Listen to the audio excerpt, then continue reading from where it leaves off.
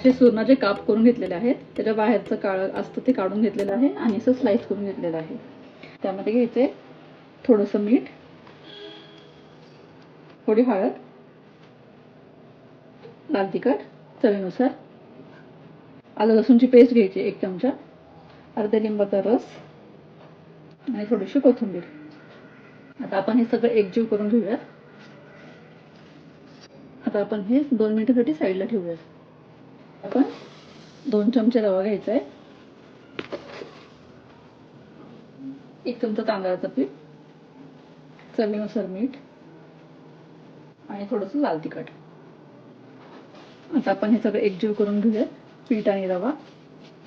आता यातले एक काप घ्यायचा आहे आणि यामध्ये रव्याने कोट करायचं याला. अशा प्रकारे आपण सगळ्या कापांना रवा चोळून घेऊया. आपले सुरणाचे काप कोट करून झालेले आहेत. आता एक तवा घ्यायचा आहे, त्यामध्ये तेल टाकायचंय. आपल्याला शॅलो फ्राय करायचं आहे, त्यामुळे थोडंसं तेल घ्यायचं आहे. तेल गरम झालं, आता गॅस बारीक करायचा आहे आणि हे सगळे काप तेलावरती फ्राय करून घ्यायचे.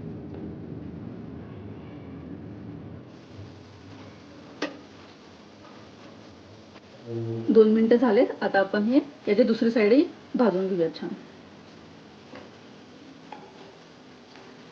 आपले काप दोन्ही बाजूनी फ्राय करून झालेत छान. आता आपण हे टूथपिकनी बघूयात की शिजलेत का नाही. छान शिजलेत आपले काप. आता आपण हे काढून घेऊया.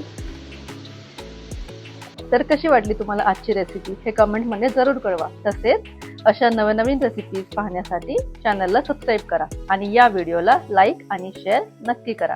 थँक्यू.